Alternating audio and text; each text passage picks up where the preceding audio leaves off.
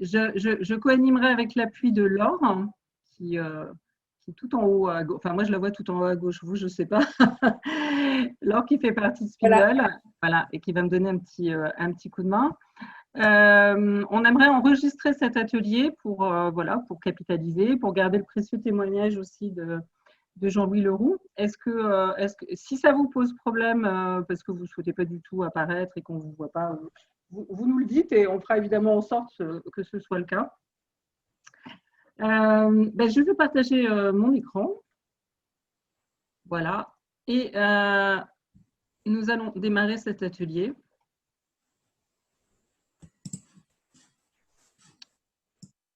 Alors.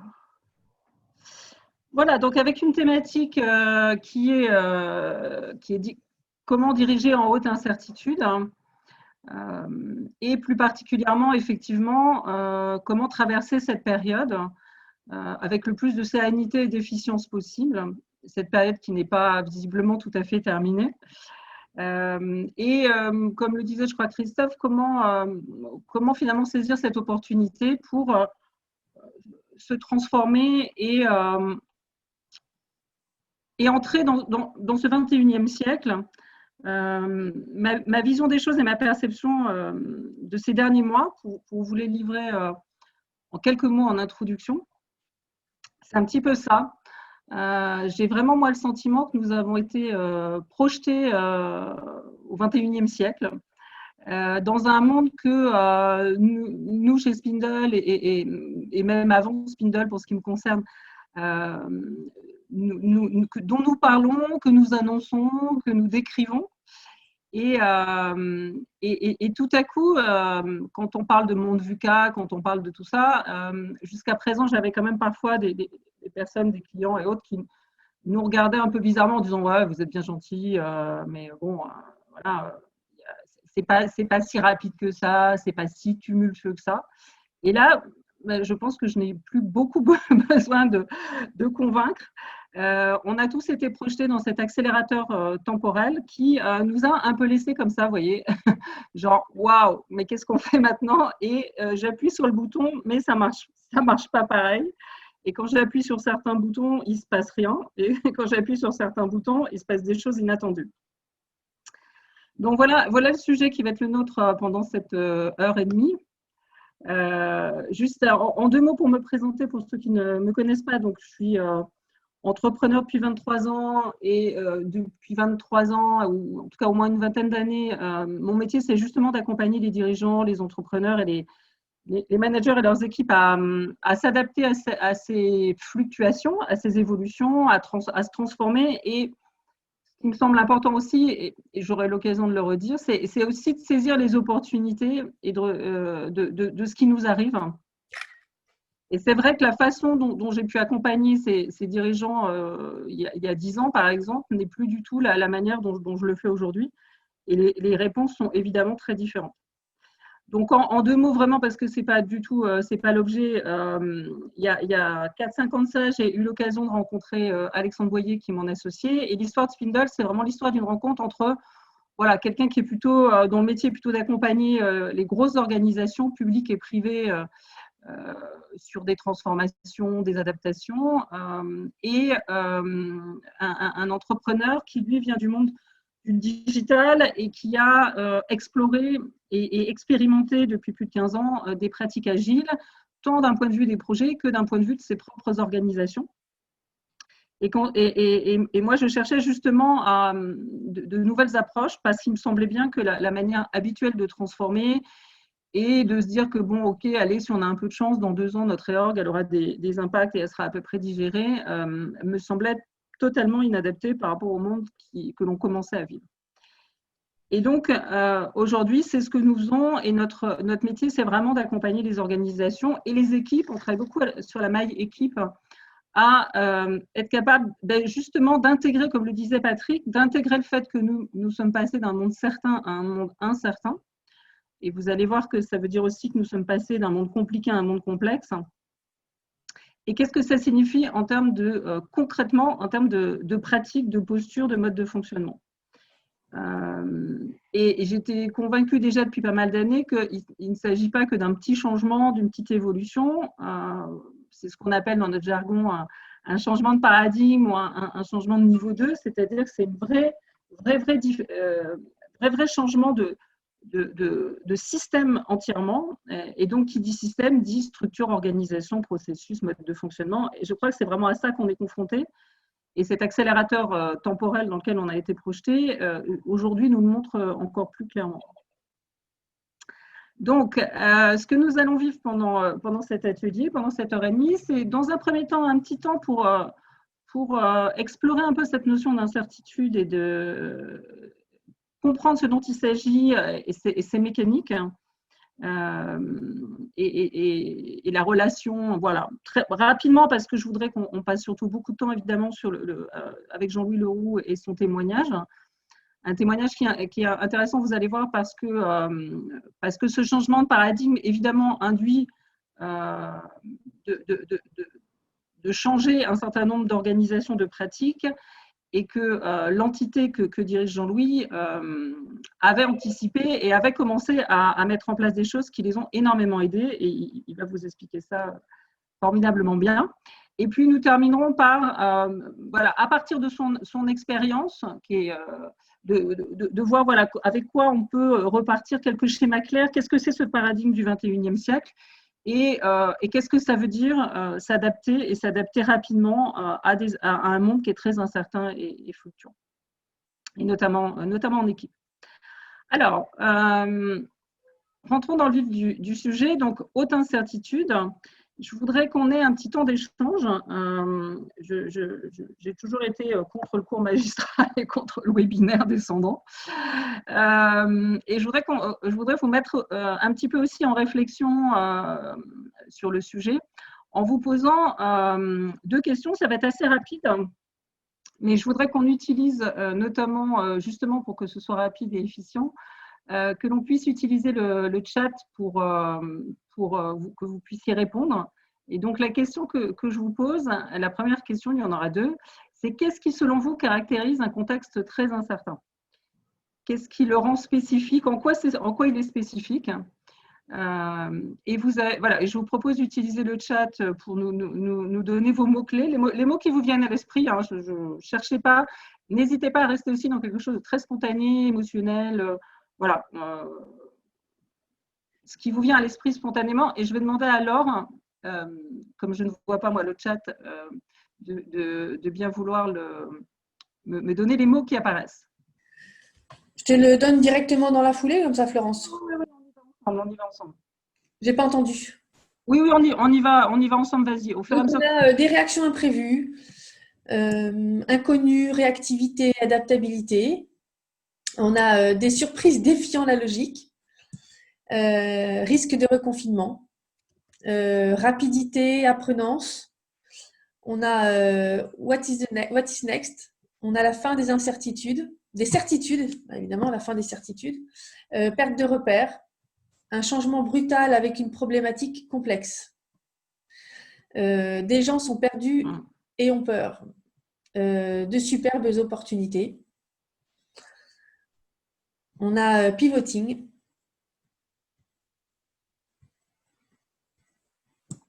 Voilà un petit peu tous les mots qui ressortent à cette question. Merci. Alors, une deuxième question qui est évidemment le pendant et le corollaire, c'est pendant cette période, en particulier, là vraiment on est sur quelque chose de très expérientiel. Quelle posture vous avez adoptée? Posture au sens voilà, personnel, professionnel. Comment avez-vous décidé, si tant est qu'on puisse toujours décider, parce qu'effectivement, il y a un mot-clé qui est la peur, et l'émotion est plus rapide que la pensée, mais voilà, quelle posture vous avez décidé d'adopter? À toi, Laure. Alors, les postures. Donc, on a l'écoute, l'ouverture, la pensée positive. Ce qui est vrai aujourd'hui ne sera peut-être plus demain. Je ne sais pas si c'est une posture, parce que c'est la jonction des deux questions. La sérénité, l'authenticité, il y a beaucoup de choses. Écoute, guidage, la posture haute, drone et questionnement. Toujours avancer. Le mindfulness, Test and learn en boucle très courte. J'étais sûre que tu dirais ça, Edouard. On a y croire, la transparence, l'observation, être attentif au changement, partage avec les équipes. Et puis l'itération. La vie au jour le jour. Bah, oula, il y a encore beaucoup de choses, super. Le contact terrain pour comprendre les préoccupations, commencer quand ça marche. Voilà, appreciative inquiry. Ne pas hésiter à changer de cap. Alors, là, je le prends comme plus de planification. J'espère que c'est ça. Action learning.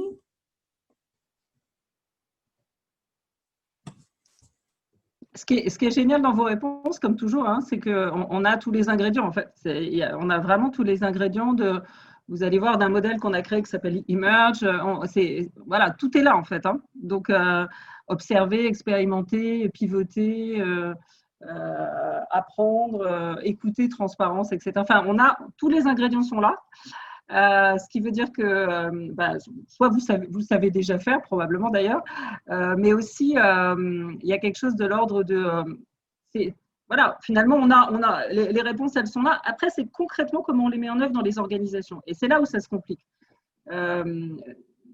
Voilà, la difficulté, elle est pas toujours, elle est rarement sur l'intelligence de compréhension et de trouver les bonnes solutions. Elle est plutôt sur concrètement après comment on fait sur des systèmes et des grands systèmes. C'est ce que nous allons aborder. Je voudrais juste, alors, vous apportez moi quelques éléments de réponse à ça pour vous donner, voilà, justement peut-être un autre éclairage sur cette notion d'incertitude. Je vais le faire très rapidement pour laisser ensuite la parole à Jean-Louis. Voilà, on passe du temps vraiment sur le partage d'expériences. Alors, hop. Alors, voilà, ça va, vous me suivez, vous voyez bien? Juste pour m'assurer, c'est bon, Florence, oui. Ok, super. Alors, ce sur quoi moi je voudrais insister, c'est que, et ça c'est une notion qui est vraiment pas facile à appréhender. Et elle n'est pas facile à appréhender tout simplement parce que nous n'avons pas été formés du tout. Alors, à part quelques personnes qui ont suivi quelques formations spécifiquement là-dessus, il y a quelques métiers, mais nous n'avons pas été du tout formés à la complexité. Et la particularité de cette situation que nous vivons, c'est que l'incertitude génère de la complexité et réciproquement. C'est-à-dire que plus il y a d'incertitude, plus il y a de complexité, plus il y a de complexité, plus il y a d'incertitude. Et donc, on est dans quelque chose qui, effectivement, se nourrit, s'alimente et qui peut vite prendre des proportions. Et d'ailleurs, ce qu'on a vécu ces derniers mois, alors là, pour le coup, je dirais que nous donne un terrain de compréhension extraordinaire. C'est-à-dire qu'on voit bien comment tout s'est entremêlé et entremêlé, accéléré, et comment, à un moment donné, on ne sait plus par quel bout prendre le problème, parce que dès qu'on touche à un fil, à une variable, eh bien, ça a des impacts en cascade, et ces impacts sont totalement imprévisibles. Donc, le mot complexité, si je regarde un dictionnaire, ça veut dire caractère de ce qui est complexe, bien sûr, mais ce sont des éléments qui sont difficiles à démêler. Étymologiquement, d'ailleurs, ça veut dire ce qui est tissé ensemble. Et donc, le penseur de la complexité, et on a la chance qu'il soit français, parce qu'il n'y en a pas énormément au niveau mondial, il y en a, mais l'un des plus grands penseurs de la complexité, c'était Edgar Morin. Alors là, c'est vraiment le moment de relire Edgar Morin, et on peut même l'écouter, puisqu'on a la chance qu'ils soient encore vivants à 17 ans. C'est plus facile de l'écouter que de le lire d'ailleurs, hein, parce que les 6 volumes de la méthode sont quand même assez difficiles à appréhender. Mais en tout cas, si j'ai essayé de vous extraire un élément qui me semble majeur, c'est qu'effectivement, ce qui est complexe est ce qui est vraiment tissé, maillé ensemble. Donc, on voit bien comment l'économique, le social, le sanitaire, comment tout ça s'est complètement maillé, plus le technologique, à une échelle en plus internationale, et comment ça rend difficile le fait, comme le disait d'ailleurs Patrick en introduction, je crois, de se mettre d'accord, d'avoir la même vision, d'arriver à analyser, à comprendre ce qui se passe et derrière de décider et d'agir. Et donc, la difficulté à laquelle nous sommes confrontés, c'est que nous avons été formés pour faire face à un monde que nous, on qualifie de compliqué, c'est-à-dire un monde dans lequel, quand vous avez un problème, vous identifiez les sous-problèmes, vous résolvez vos sous-problèmes, vous avez résolu votre problème. C'est-à-dire que nous avons été formés pour séparer, en fait. Apprendre à séparer. D'ailleurs, quand vous regardez les cours que nous avons en France, peut-être encore plus que dans d'autres pays, tout est extrêmement séparé, siloté, et même en médecine, tout est vraiment découpé. Donc, nous avons appris plutôt à analyser, à approfondir, à décortiquer, à avoir une pensée logique et rationnelle, et plutôt une pensée linéaire.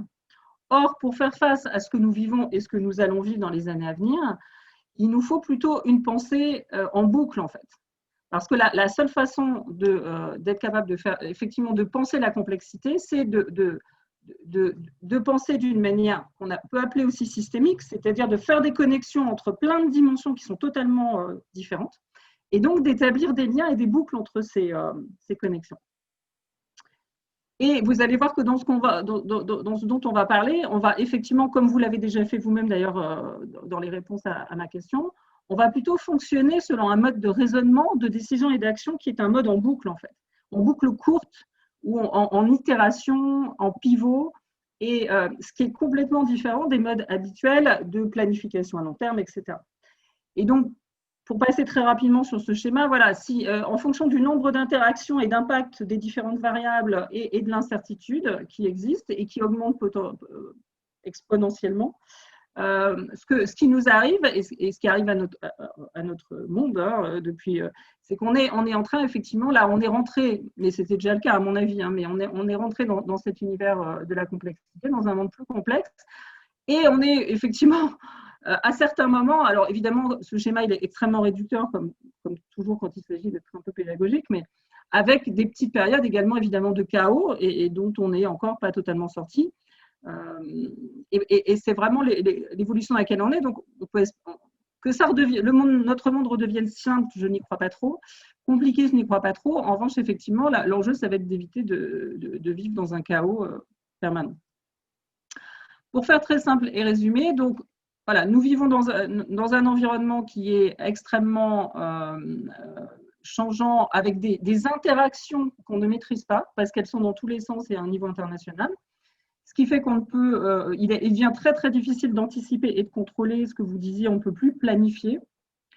Et ça doit avoir des impacts dans les organisations, évidemment, puisque ça veut dire que nos entreprises, nos organisations, elles ont été construites pour réussir dans un monde compliqué, donc avec des outils, dans un monde où effectivement on connaît les entrées, on connaît à peu près les sorties, donc il faut les meilleures procédures, les meilleurs outils de planification et de gestion. Mais ce monde-là n'est plus notre monde. Et donc, que fait-on ? C'est le sujet dans lequel, et la question qui nous est posée et à laquelle on va tenter de répondre. Alors, quelques éléments sur quand même la notion d'incertitude et quelques bonnes pratiques que j'ai envie de vous donner parce que c'est un sujet qui m'est cher. Je crois que la grosse difficulté, je suis pas la seule à le dire, et je crois que c'est Patrick qui l'évoquait, c'est qu'en fait, encore une fois, nous avons été formés pour savoir et nous sommes parfois payés, en général d'ailleurs, parfois, on est payés, surtout tous les dirigeants, pour savoir.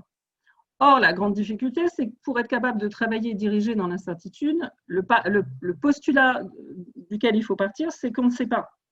Et on ne sait pas parce que, encore une fois, on le voit tous les jours, que les données d'hier sont fausses, celles d'aujourd'hui très incertaines et celles de demain inexistantes.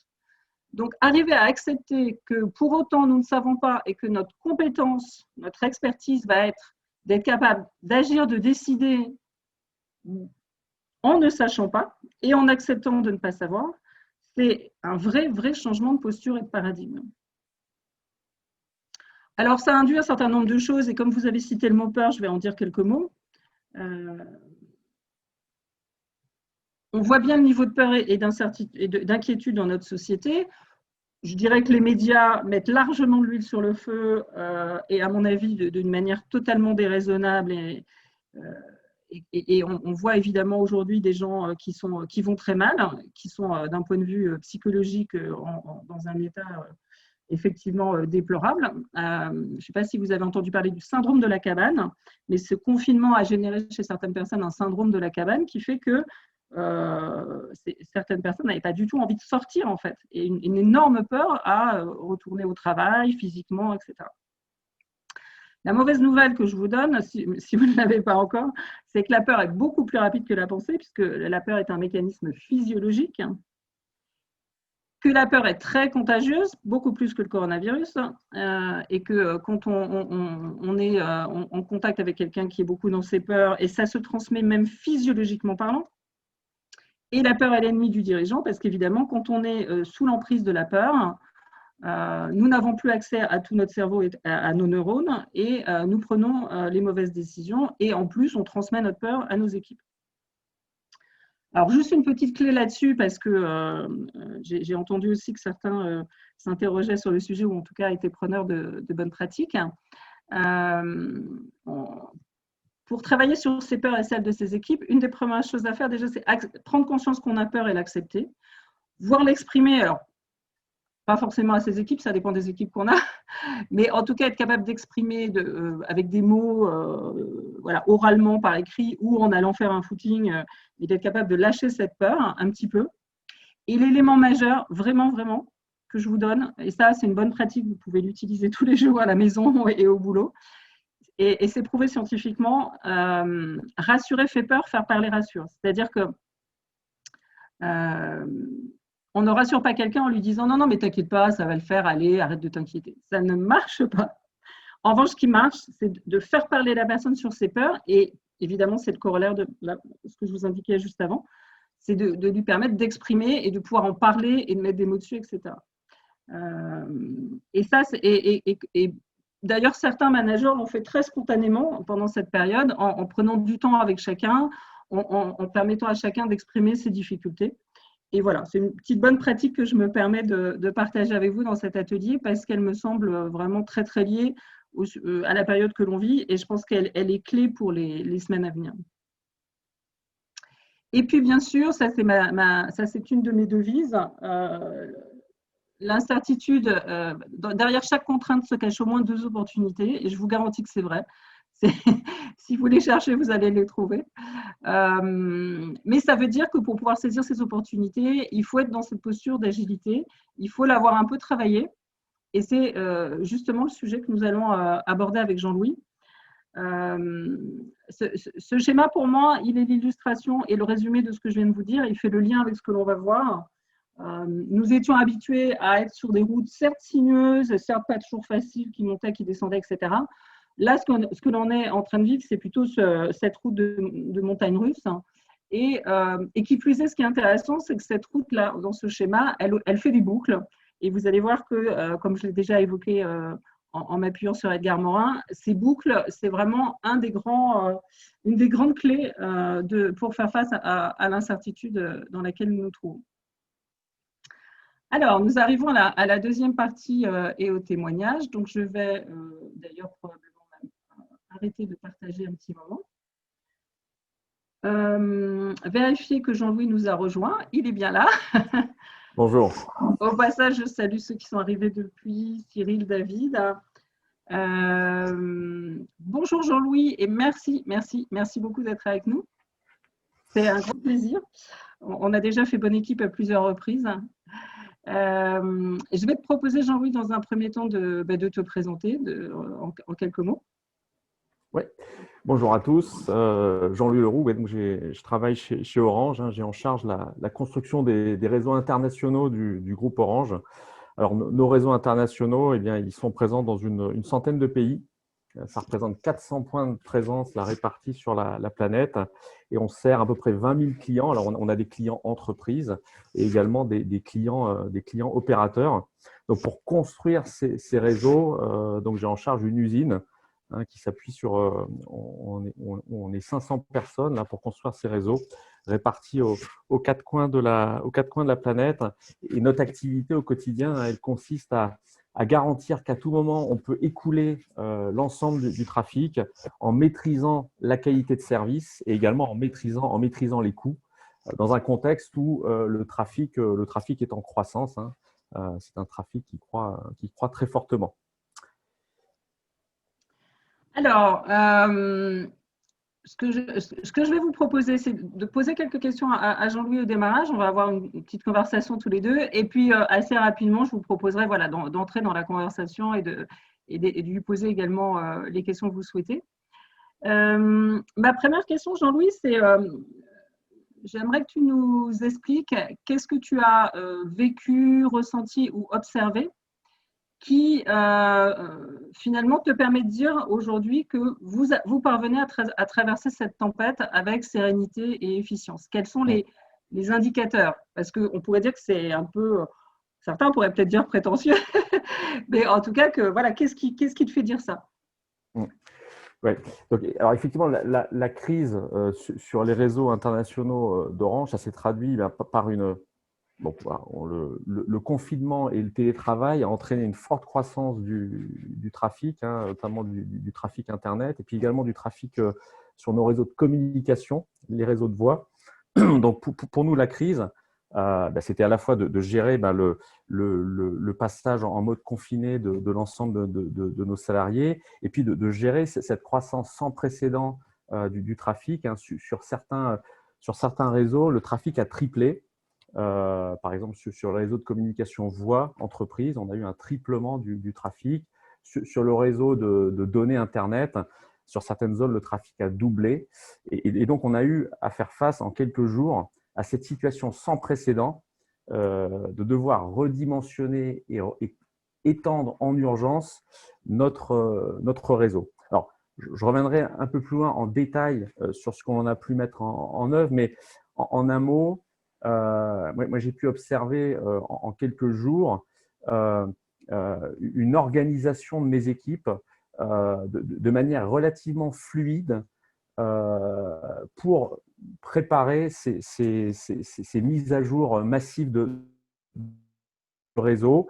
Voilà, ce que j'ai pu noter, c'est une capacité assez rapide des équipes à se synchroniser et finalement à être très vite dans l'action.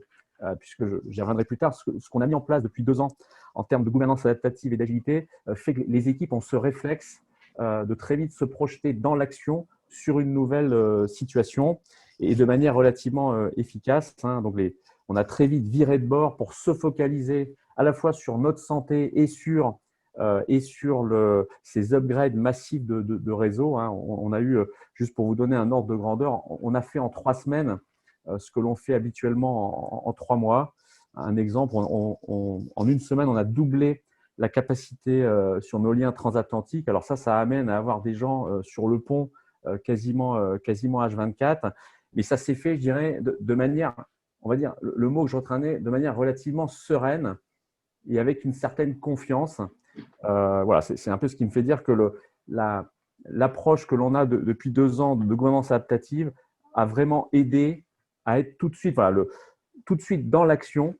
Finalement, c'est la capacité à très vite nous synchroniser sans perdre de temps et à prendre très vite à définir un plan d'action et prendre des décisions de manière à mettre à jour nos réseaux. Voilà, ce que je disais, on a fait en 3 semaines ce qu'on fait d'habitude en 3 mois.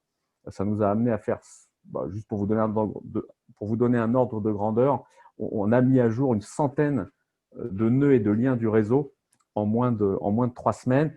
Et alors, bien sûr, les équipes étaient en surchauffe, mais voilà, dans une sérénité, sans qu'il y ait finalement d'accrocs et de grandes difficultés. Alors, ce qui est intéressant, c'est de comprendre comment vous en êtes arrivé là, parce qu'effectivement, ce n'est pas tout à fait magique, c'est pas du jour au lendemain. Pour avoir discuté avec d'autres entreprises et d'autres clients, parfois, ça ne s'est pas du tout passé comme ça. Et en tout cas, pas comme ça à l'échelle de l'ensemble de l'organisation, puisque ce que tu décris, ce n'est pas seulement un comité de direction qui a su se mettre dans une bonne gestion de crise.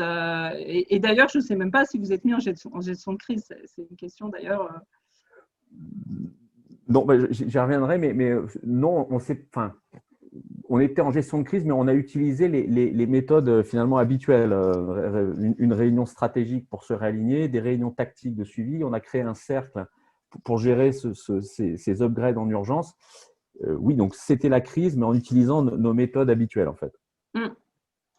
Donc ça, c'est intéressant de voir comment, quand on est déjà configuré dans ce fameux paradigme du 21e siècle que j'évoquais, finalement, on peut absorber les chocs chaotiques à certains moments et que du coup, on n'a pas besoin de complètement changer de braquet ou d'être perdu ou de se mettre dans cette, effectivement, gestion de crise et d'écrire tout à coup des procédures de crise qu'on n'avait pas écrites avant. Voilà, finalement, c'est quelque chose de fluide. Vous étiez configuré pour faire face à ça. Alors, ce qui est intéressant, c'est de regarder comment vous êtes parvenu à vous configurer pour faire face à ça. Parce qu'il y a 2 ans, ce n'était pas le cas.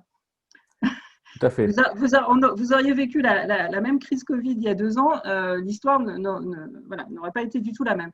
Donc, qu'est-ce qui s'est passé il y a 2 ans et comment vous avez pu mettre en place ces modes et tu vas nous les décrire aussi un peu plus précisément. Ouais.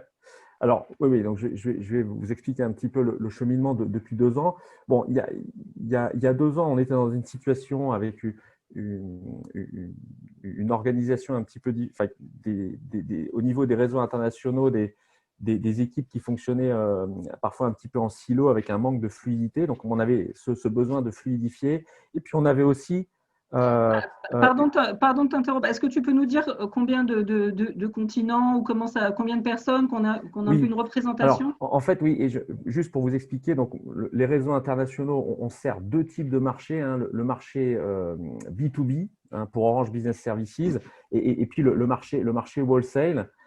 Et donc, ça représente en tout 500 personnes dans 22 pays. Il y a à peu près 250 personnes qui s'occupent du marché B2B et 250 personnes qui s'occupent du marché wholesale. Et là, ce qu'on a mis en place depuis 2 ans, c'est sur le marché B2B.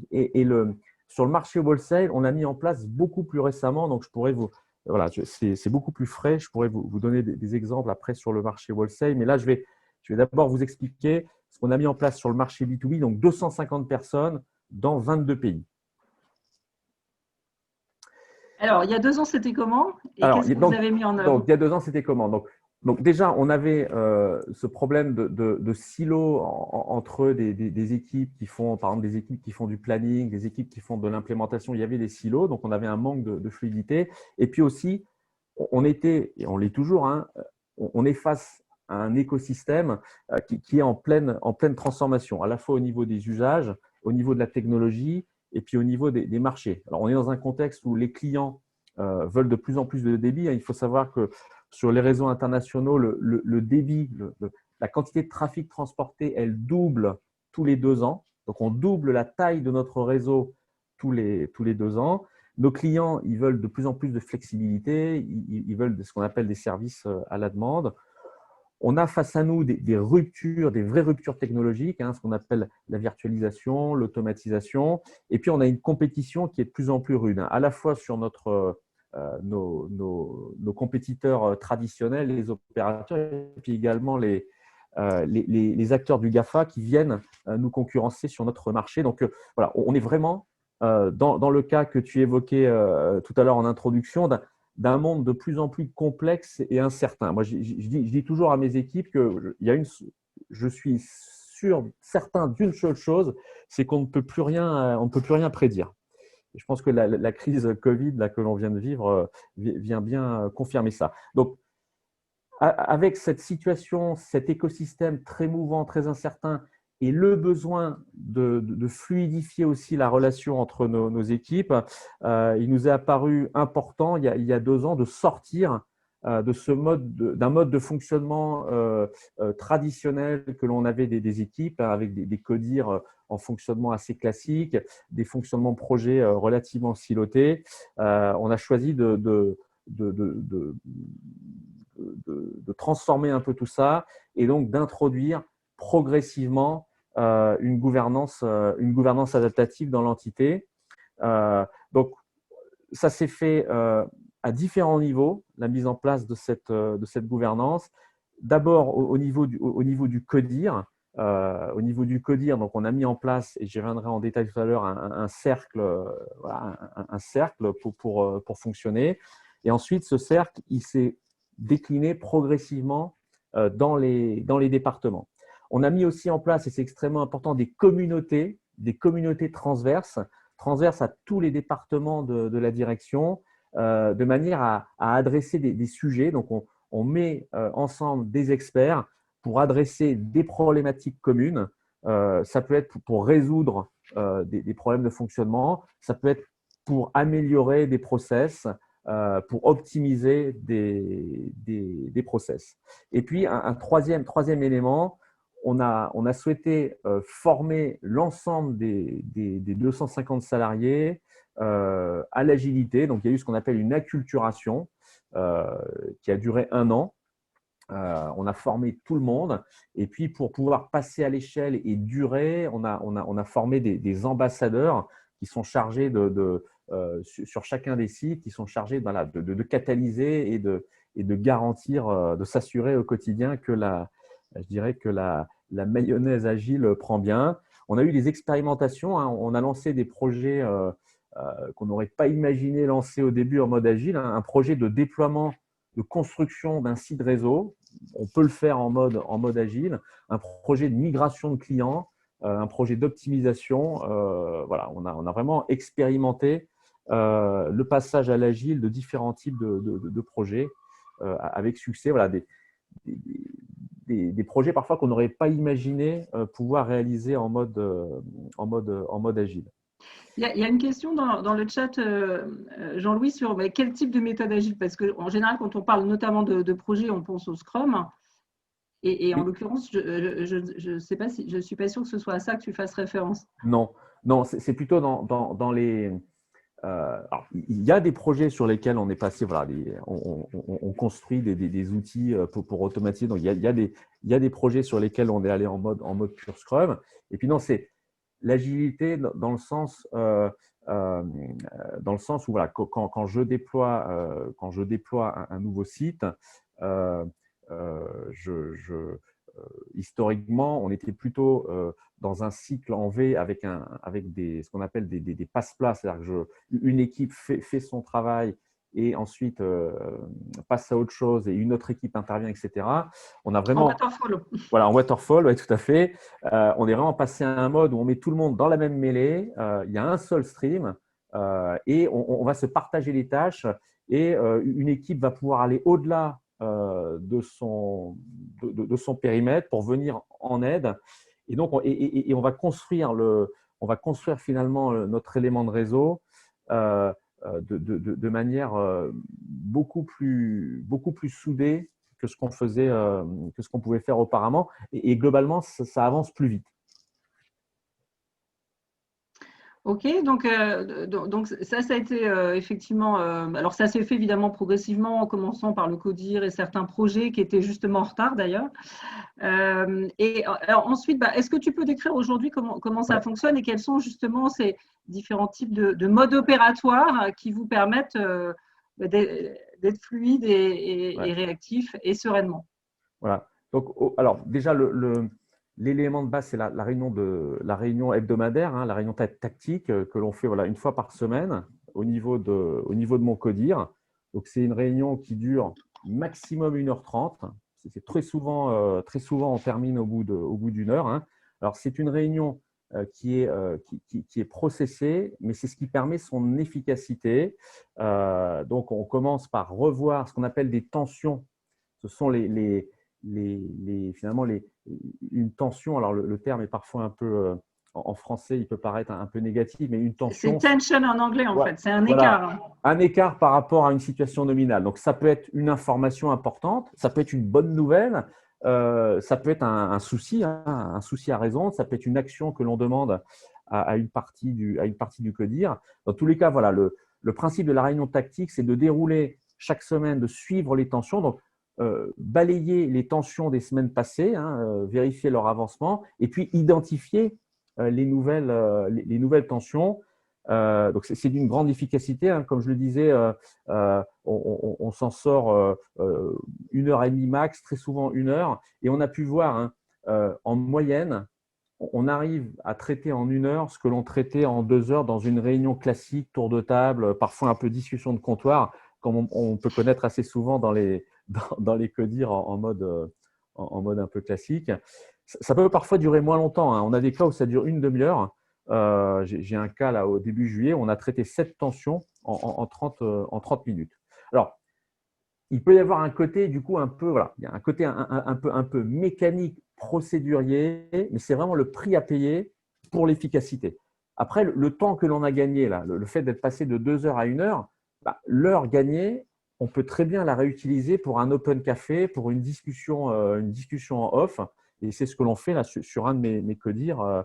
On utilise le temps gagné pour prendre un café en visio ensemble. Alors, un avantage, c'est que la réunion, elle tourne parfaitement quand je ne suis pas là. Donc, c'est vraiment un grand confort, hein. C'est très confortable pour moi. Le rôle du facilitateur, il est clé, hein. Le facilitateur, il doit être bien formé. Tout le monde doit jouer le jeu, évidemment. Nous, j'ai la chance d'avoir une brillante facilitatrice.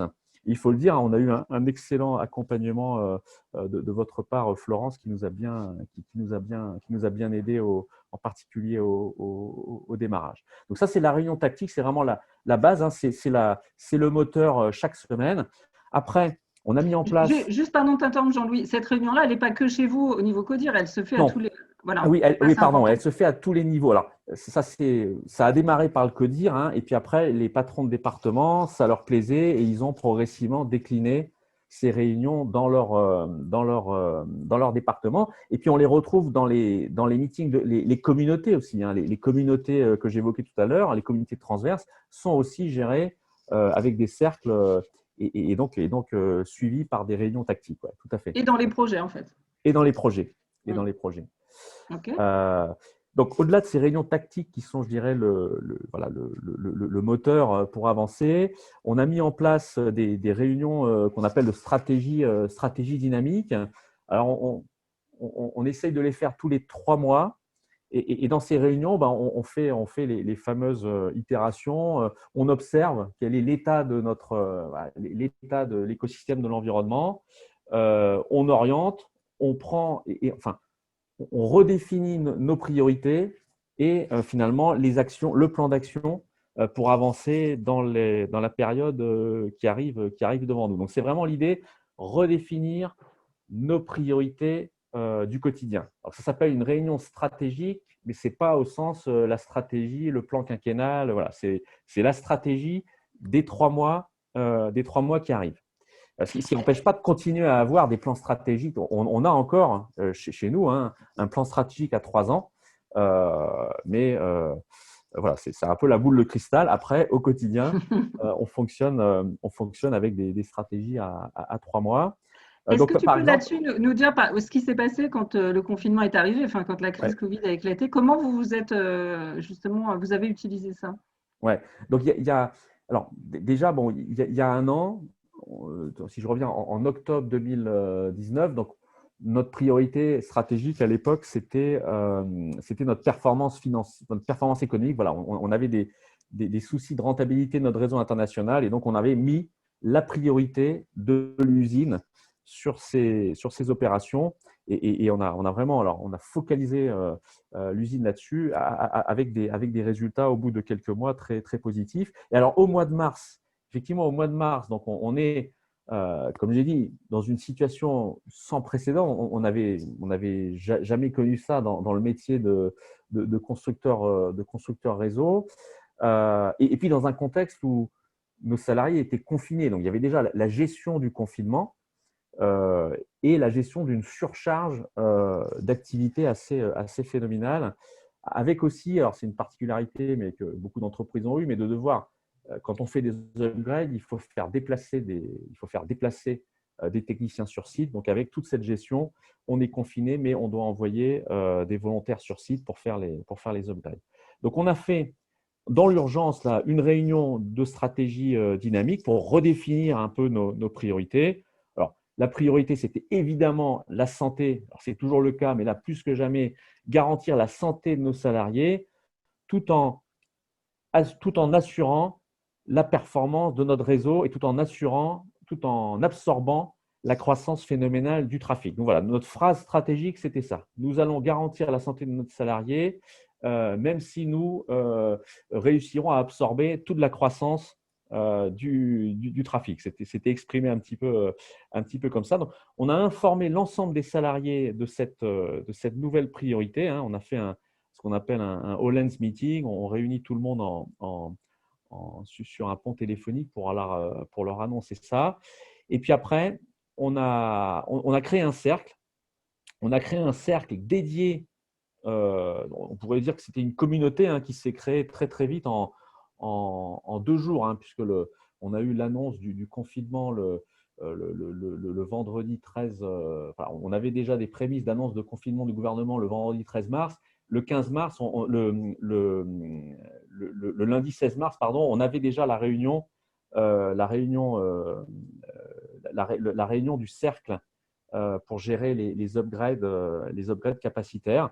Et donc après, ce cercle s'est constitué. Alors là, on était sur un daily meeting, hein, sur le cercle qui gérait les upgrades capacitaires, avec chaque jour une analyse de la situation, une revue de backlog et une priorisation des upgrades que l'on avait à faire. Et donc, ce qui nous a permis, hein, de faire en 3 semaines ce que l'on fait en 3 mois. Alors, évidemment, hein, je leur ai dit, il n'y a pas de miracle, hein, une surcharge très forte d'activité. C'est certaines fiertés, comme le fait d'avoir upgradé, d'avoir doublé nos capacités transatlantiques en moins de 2 semaines. Alors, en sortant un petit peu des process habituels, hein, en mettant tous les acteurs, y compris hors Orange, sur un même pont jour et nuit, jusqu'à ce que les upgrades soient réalisés.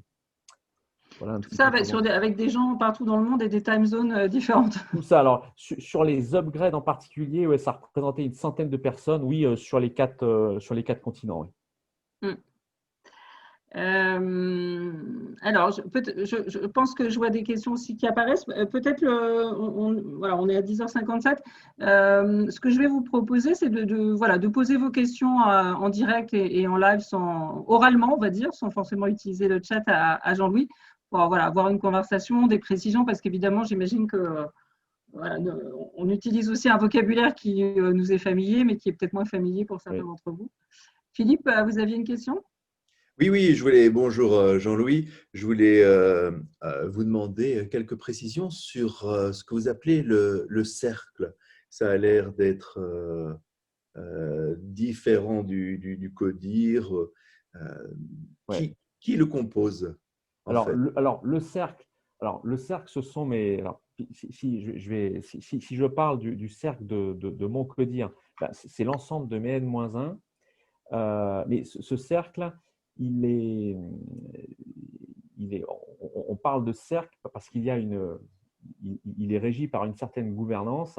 Ce cercle, il est créé d'abord, hein, je ne l'ai pas évoqué, mais il y a une première réunion là, avant de faire les réunions tactiques et les réunions de stratégie adaptative. On a ce qu'on appelle une réunion de gouvernance où on crée ce cercle. Alors, ce cercle, c'est quoi? C'est d'abord une raison d'être. Ce cercle, il est là pour un but, il a une raison d'être. Et après, au sein de ce cercle, l'étape fondamentale, c'est de définir les rôles de chacun. Et donc, chacun de mes N-1 a identifié ses rôles au sein du cercle. Et donc, voilà. Donc, le cercle, c'est une raison d'être et puis un ensemble de participants avec des rôles bien définis. Et après, au quotidien, dans les réunions tactiques, quand je m'adresse, quand je lève une tension, je la fais avec un rôle. Moi, par exemple, j'ai plusieurs rôles. Je peux être le stratégiste, le business owner. Là. Donc, je m'exprime avec un rôle et je m'adresse à d'autres rôles. Alors, ça peut être tout le monde, ça peut être un sous-ensemble. Donc, c'est le côté un petit peu qui va être un petit peu processé, un petit peu mécanique, mais c'est ce qui donne une vraie efficacité à ces réunions. Donc voilà, le cercle, c'est ça, c'est la raison d'être, et puis un ensemble de participants qui ont des rôles qui ont été définis lors de la réunion de gouvernance. Alors, ce n'est pas dans le marbre, hein. Les réunions de gouvernance, on peut les faire, on les refait assez régulièrement.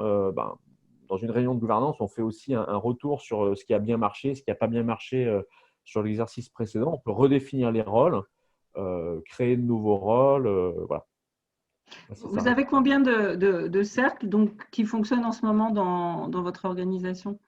15. Alors, je dirais une vingtaine. Ok, une vingtaine de cercles qui donc sont soit des cercles qui correspondent à des instances de gouvernance, on pourrait dire, Oui, soit à des projets ou à des équipes transverses qui traitent un certain nombre de sujets. oui, On pourrait dire ça comme ça? oui, tout à fait. Donc, il y a des cercles qui sont, voilà, qui sont issus des CODIR, hein, qui restent, voilà, c'est le boss avec CN-1. Après, on a des cercles liés à des communautés, donc transverses entre départements. Et puis, on a des cercles projets. Ok. Est-ce que vous avez d'autres questions? Et là, peut-être pour continuer, pour illustrer, donc aujourd'hui, voilà, je l'ai dit, j'ai deux CODIR là, un CODIR qui s'occupe du marché wholesale, un CODIR qui s'occupe du marché B2B, donc j'ai deux cercles. Et là, j'ai un projet de fusion de ces entités, et donc je vais avoir à fusionner les cercles. Donc, il y a déjà on a déjà fait des réunions, hein, de préparation, d'identification de raison d'être. Mais voilà, donc il y a cet exercice-là où finalement, ce n'est pas des fusions de cercles, on va recréer un nouveau cercle, ou peut-être même plusieurs, mais dans une nouvelle configuration, dans le cadre d'une nouvelle entité. Dans le cadre de la préparation de cette fusion, qu'est-ce que tu observes de différent euh, grâce à cette, on va dire, fluidité et sérénité que vous avez? Parce que fusionner dans une période Covid, tu rajoutes de Ouais, l'incertitude à l'incertitude oui, et de la complexité à la complexité. Enfin, ça serait assez facilement ça. ouais, c'est ça. Euh, Comment se passe cette fusion et qu'est-ce que tu observes? Ben, c'est ça, mais je vais revenir sur les critères que j'évoquais au début.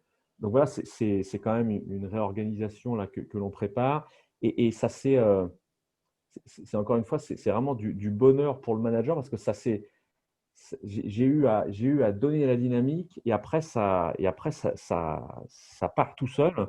Il y a mes managers se sont constitués, ont constitué des workstreams, voilà, sur différentes thématiques, hein, les aspects HR, les aspects communication, roadmap, gouvernance.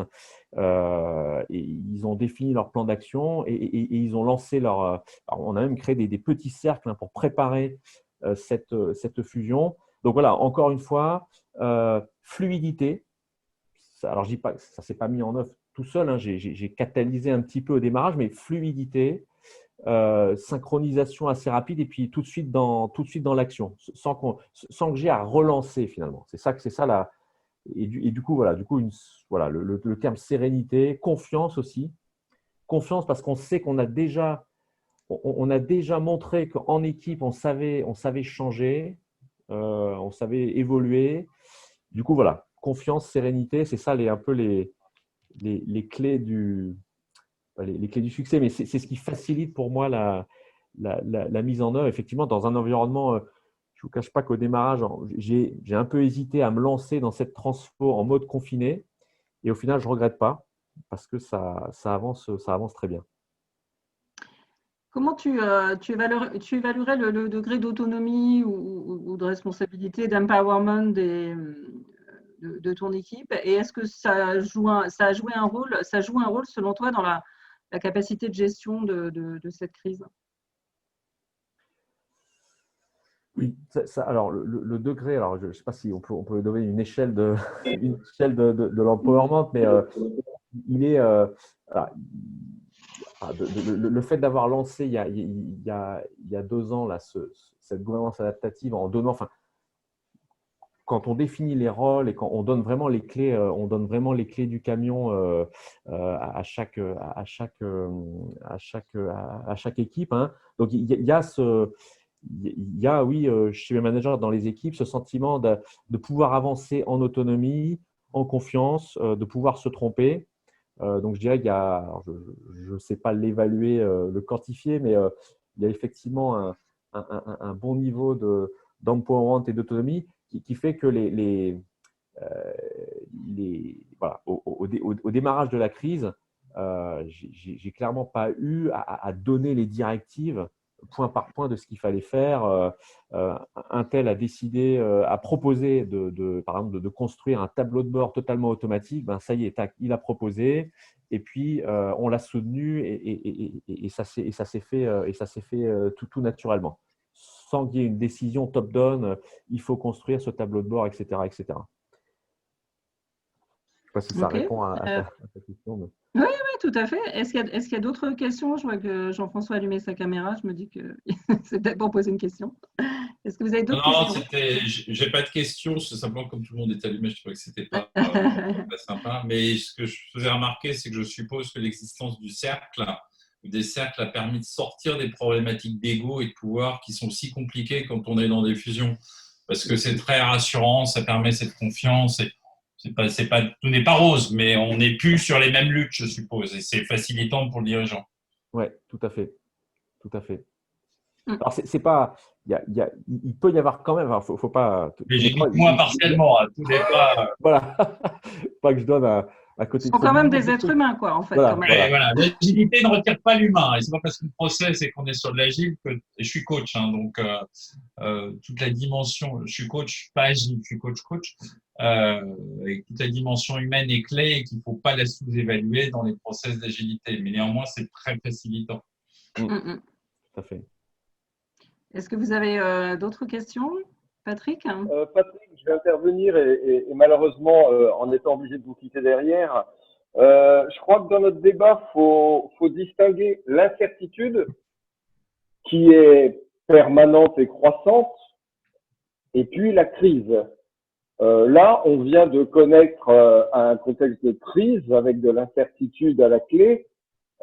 Et finalement, on se réfère beaucoup à la manière dont on a géré la crise, chacun ayant sa crise. Voilà. Alors moi, ce que je voudrais dire, c'est que ce contexte de crise, il a été favorable au fonctionnement. C'était une opportunité de fonctionner mieux. Et d'ailleurs, quelque part, l'exposé qui vient d'être donné, qui dit on avait préparé, mine de rien, le coup 2 ans à l'avance.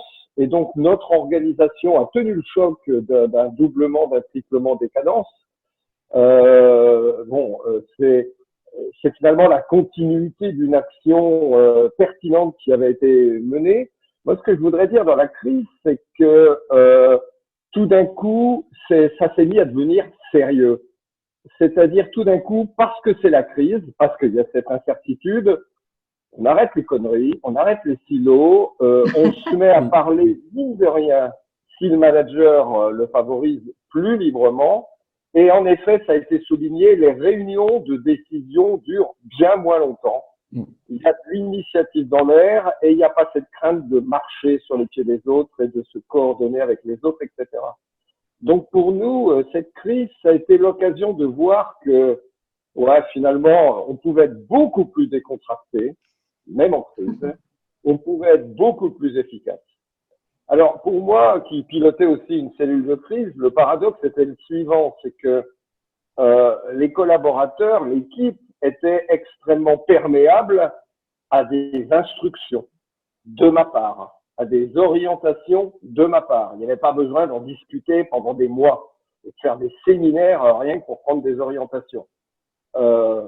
Il y avait une remontée d'informations, il y avait une remontée de peur. Je disais, je vais prendre une décision. J'assume la responsabilité de la décision. On va aller dans telle direction.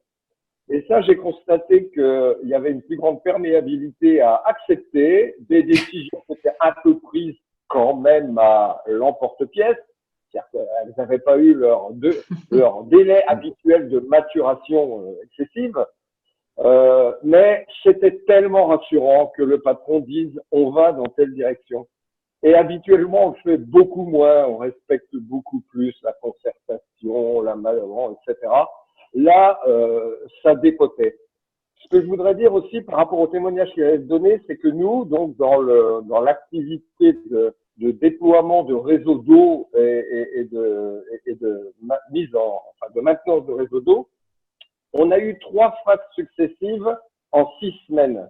Parce que nous, notre problème, c'était pas de renforcer les réseaux. Le premier problème, ça a été le repli en bon ordre. On a demandé à nos 400 conducteurs de travaux de fermer leur chantier avec des précautions, une procédure un peu nouvelle. Ça n'était jamais arrivé de fermer un chantier en cours. Et donc, 400 personnes se sont mis à fermer des chantiers, qui était un contresens total par rapport à la vocation même d'un chantier. Ensuite, on a eu 2 semaines d'intervention d'urgence. Et dans les interventions d'urgence, donc, on avait des équipes qui sortaient. On célébrait tous les jours nos héros du quotidien à nous. Et donc là, la contrepartie, c'est que les autres qui suivaient les exploits de ceux qui avaient osé sortir, ils en ont déduit que c'était vachement dangereux de sortir dans la rue. En réalité, c'était un bonheur de sortir dans la rue. Il n'y avait personne, il n'y avait pas de germes. Les camions tournaient à bloc. Les chantiers se passaient remarquablement. La rue était à nous. On arrêtait d'emmerder les gens, etc. Ça a été une époque formidable. Et les héros, mais là, j'ai fait une erreur. J'ai dit, on maintient le moral, on maintient le rythme. Et donc, sur notre intranet, qui est un réseau social, on célèbre nos héros du quotidien. Eh ben, là, il y a eu une contre-performance. Il y a eu un prix à payer. C'est que les autres, ils se sont dit, waouh, ça doit être vachement dangereux quand même. Les mecs en combinaison, en masque et en visière.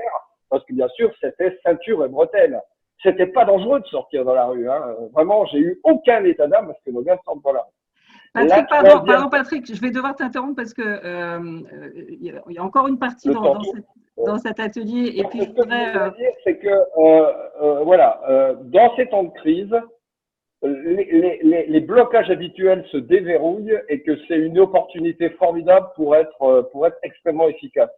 Oui. Et donc voilà, moi j'aborde les prochaines rechutes avec beaucoup de sérénité. Bon, évidemment, je ne parle pas des dégâts économiques, ça c'est une autre histoire. Jean-Louis, merci Patrick. Jean-Louis, en conclusion, est-ce que tu peux nous dire comment tu vois les prochaines semaines, et voilà, et comment toi, en t'appuyant sur ce que tu nous as expliqué, comment vous allez gérer ces prochaines semaines avec fluidité et sérénité, bien sûr.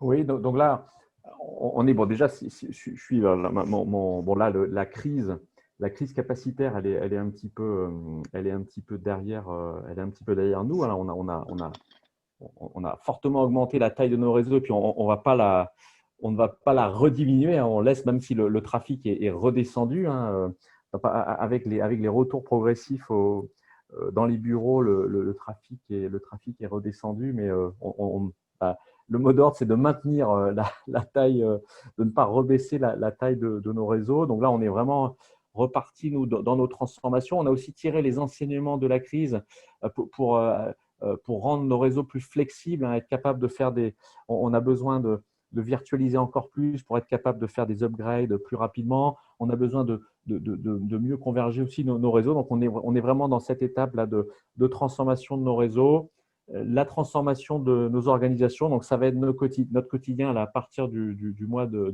septembre. Moi, mon quotidien, là, ça va être la création de cette nouvelle entité, faire prendre la mayonnaise. Voilà, bon, dans un contexte sanitaire clairement incertain, on est prêt, je dirais, on est prêt à toutes les éventualités, hein, même si on espère qu'on n'aura pas à reconfiner comme on a pu le faire. Même si, bon, voilà, je parle de la France, mais on a encore beaucoup de pays. Hein. Moi, j'ai beaucoup de salariés en Inde, à Singapour, au Maroc, qui fonctionnent en mode totalement confiné actuellement, et ça se passe relativement bien. Est-ce que tu as le sentiment que tu vas te mettre en gestion de crise, ou juste tu vas continuer en mode agile comme vous l'avez fait? Non, on va. Enfin, là, on a vraiment, voilà, tout ce qui a été mis en place en termes de gestion capacitaire en urgence, enfin, les structures sont là, même si on n'est plus en surcharge de travail. Donc, si on devait reconfiner, voilà, on n'aurait qu'à réactiver certaines réunions que l'on a stoppées. Les daily meetings que l'on faisait en pleine crise, on a cessé de les faire, il n'y avait plus besoin. Donc, on saurait les réactiver sans trop d'inquiétude. Ouais. Super. Eh ben, merci beaucoup. Bravo déjà pour avoir géré de cette manière-là ces derniers mois et cette crise. Un grand merci à toi. Écoutez, merci pour votre attention. C'était vraiment un plaisir là, de pouvoir témoigner, de pouvoir échanger avec vous. Merci Jean-Louis. Je vous propose juste de terminer par un partage. Je vais repartager mon écran. Voilà. Juste peut-être pour mettre en schéma peut-être un petit peu ce que Jean-Louis nous a expliqué. Et je vous ai parlé en introduction de ce changement de paradigme 20e siècle, 21e siècle. Et ce que je voudrais, c'est pouvoir voilà, peut-être vous le schématiser et que vous puissiez le concrétiser un petit peu plus. Si mon ordinateur voulait bien se débloquer, puisque en fait là je meuble parce que j'essaye de faire avancer mes diapos qui ne veulent pas avancer. Donc je vais le faire différemment et on va faire autrement. Voilà, donc je vais reprendre depuis le début. Excusez-moi, mais quand ça coince, il faut trouver une solution pour débloquer. Voilà, on va revenir ici. Alors, est-ce que c'est bon pour vous? Voilà, donc Jean-Louis, nous l'avons vu. Et ce que je voudrais vous montrer, c'est, voilà, vous montrer ce que nous a décrit Jean-Louis par rapport à ce qu'on connaît et à ce qu'on a pu vivre depuis des années, et notamment au XXe siècle.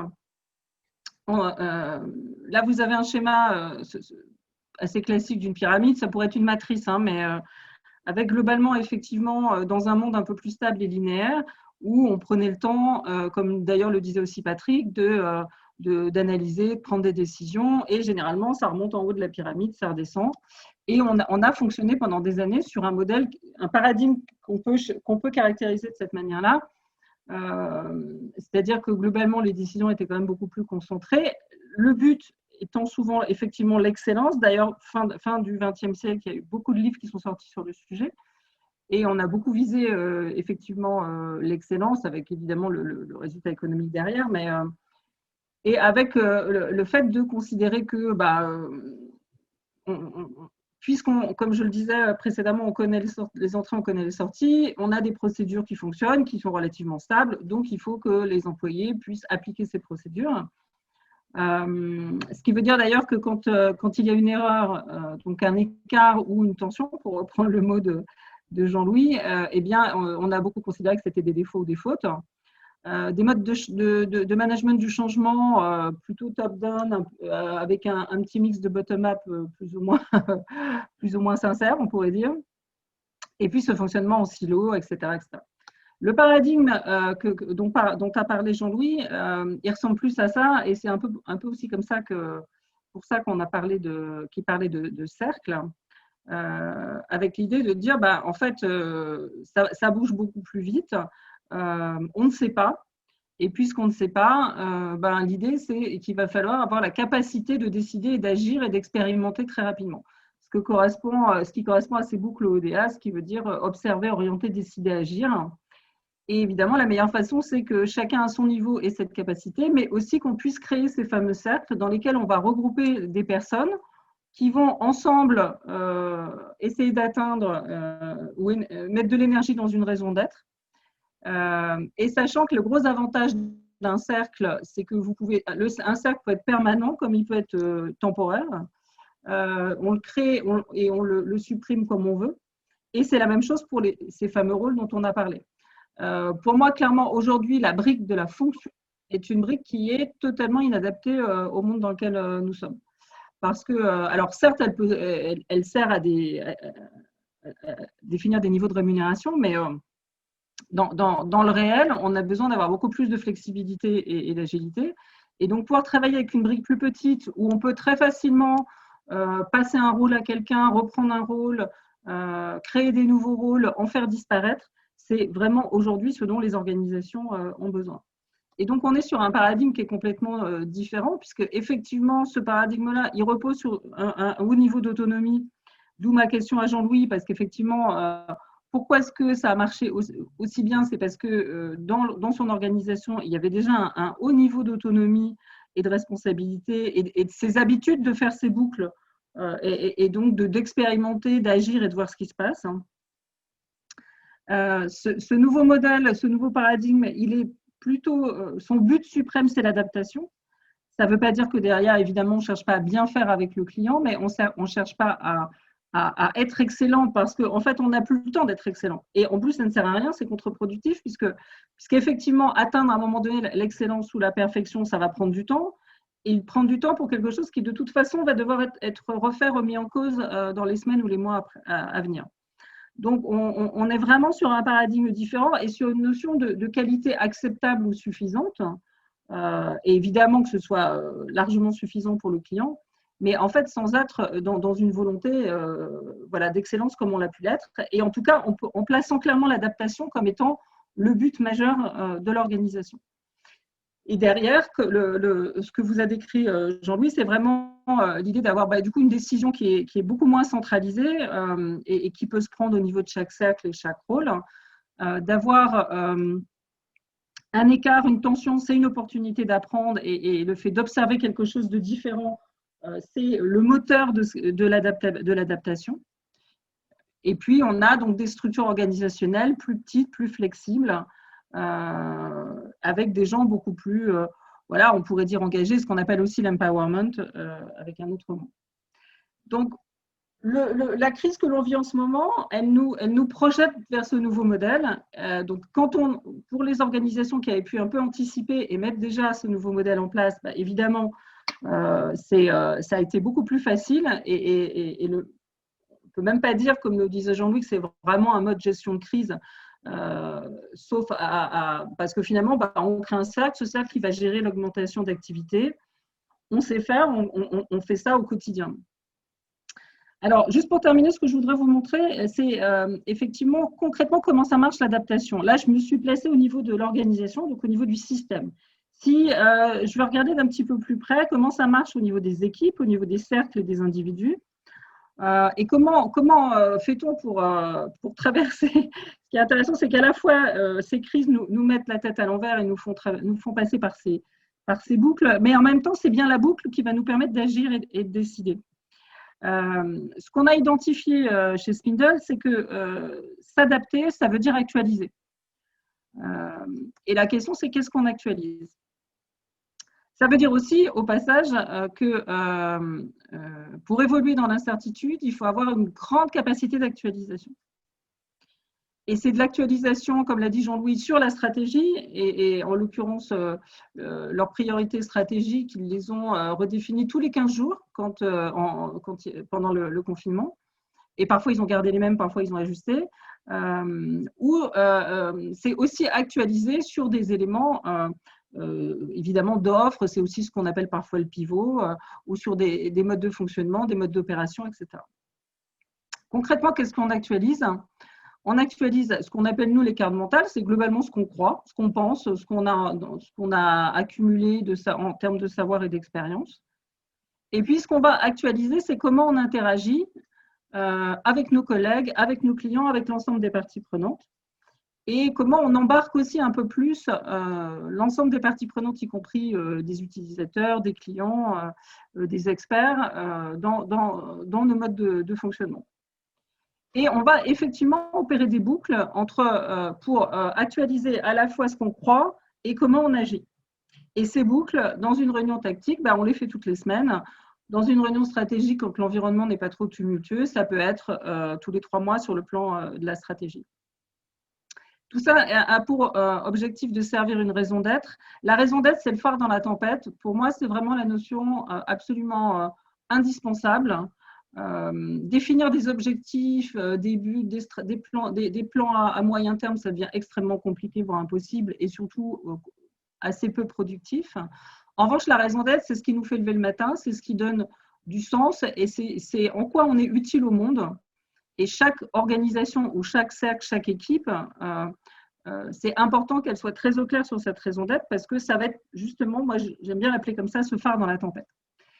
À partir de là, qu'est-ce qu'on va faire? Puisqu'on ne sait pas, vous êtes devant une caverne et vous ne savez pas ce qu'il y a dedans, vous allez prendre une lampe torche et vous allez rentrer explorer la caverne. Donc la première chose à faire, c'est souvent de tester, d'expérimenter des petites choses, de faire un premier pas pour voir ce qui se passe et observer effectivement ce que ça donne. Et donc, ça peut être sur un produit, un service, ça peut être sur une nouvelle manière de travailler ensemble, ça peut être tester un nouveau mode de réunion.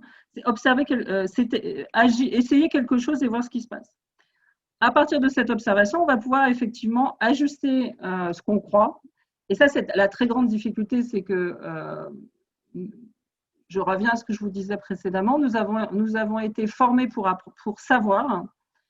Et aujourd'hui, la grande difficulté, c'est que la compétence la plus utile pour faire face au monde dans lequel on est, c'est une capacité à ne pas savoir, accepter de ne pas savoir, ou en tout cas à accepter de déconstruire le savoir pour le reconstruire en permanence. Et donc, à partir de ce qu'on a observé, on va se dire, bon, ok, donc maintenant, quelles hypothèses on a, quelles orientations on peut prendre, en décider une très rapidement, et de nouveau agir, etc. Donc, à partir de là, on va voir apparaître quelques notions majeures. La notion de feedback, évidemment, être capable de prendre du feedback, de regarder là où on s'est trompé, d'accepter, ce qui est franchement pas quelque chose d'hyper évident, notamment dans les cultures latines. On va regarder où sont les écarts, la fameuse notion de tension, entre ce qu'on avait imaginé, ce qu'on avait dans notre carte mentale et ce qu'on observe dans le concret du quotidien. Et puis à partir de là, on va continuer, on va de nouveau poser des hypothèses, de nouveau expérimenter. Et encore une fois, sur l'opérationnel, on va faire ça toutes les semaines. Sur les aspects stratégiques, un peu moins fréquemment. Et c'est une vraie dynamique en fait qu'on apprend à faire en équipe, parce que mettre les écarts sur la table et être capable de dire ce qu'on a observé ou ce qui ne va pas, en relation avec un rôle d'un autre collègue, ça peut être un peu compliqué, effectivement, et on le voit dans les équipes qu'on accompagne, c'est une des grandes difficultés, c'est de sortir effectivement non seulement de l'ego, mais aussi des postures un peu politiques, pour être capable de non pas mettre sous le tapis ce que j'ai vu, mais de le mettre réellement sur la table. Voilà, donc pour terminer, ça veut dire quelques notions clés qui deviennent absolument, qui deviennent des compétences clés finalement à acquérir. C'est être capable de prendre du feedback pour apprendre et apprendre effectivement en permanence. Être capable de partager les écarts et les mettre sur la table et pas sous le tapis, comme je l'évoquais. Être capable aussi d'aller explorer, d'aller prendre des décisions et d'agir alors qu'on n'est pas sûr, on ne sait pas. Et voilà, à un moment donné, on prend la meilleure hypothèse possible. Et puis, on prépare rapidement une expérimentation pour de nouveau prendre du feedback, etc. Donc, ce modèle-là, pour nous, c'est vraiment un modèle qui décrit comment on s'adapte et comment on peut s'adapter en haute incertitude quand on est dans un environnement qui bouge beaucoup, qui est extrêmement chaotique. Est-ce que par rapport à ça, vous avez quelques questions? On arrive à la fin de l'atelier.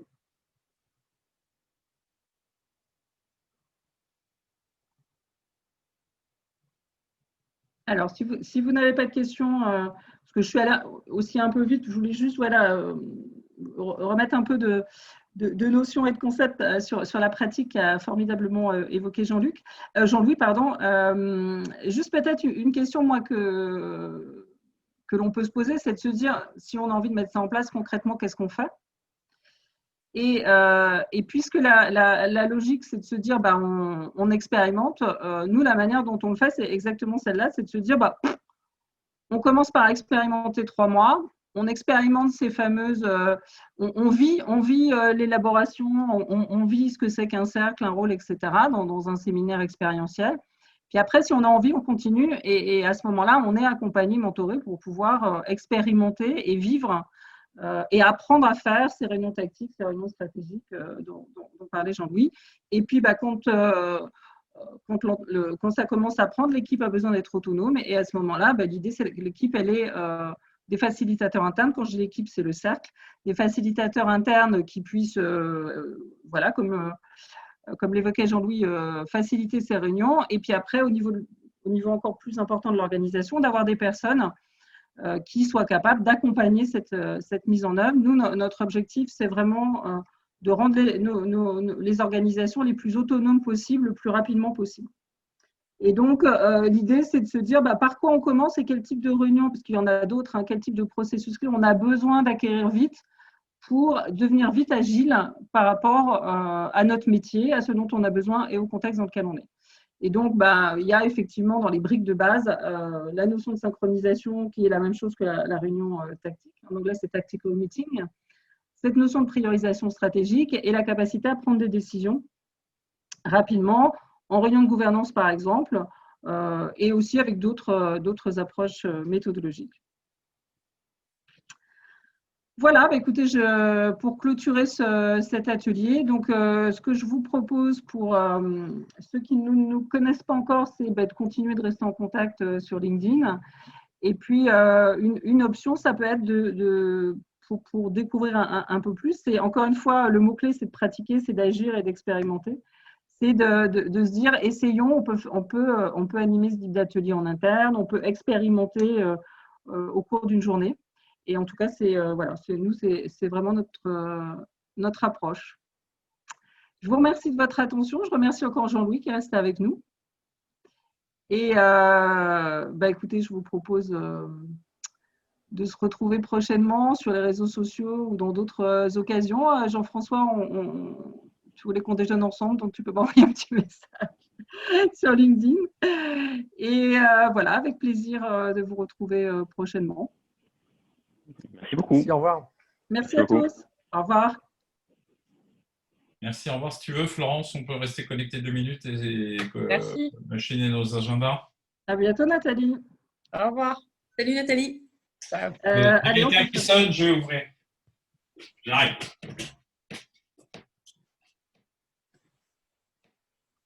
Bon, ça va, j'ai fini à l'heure.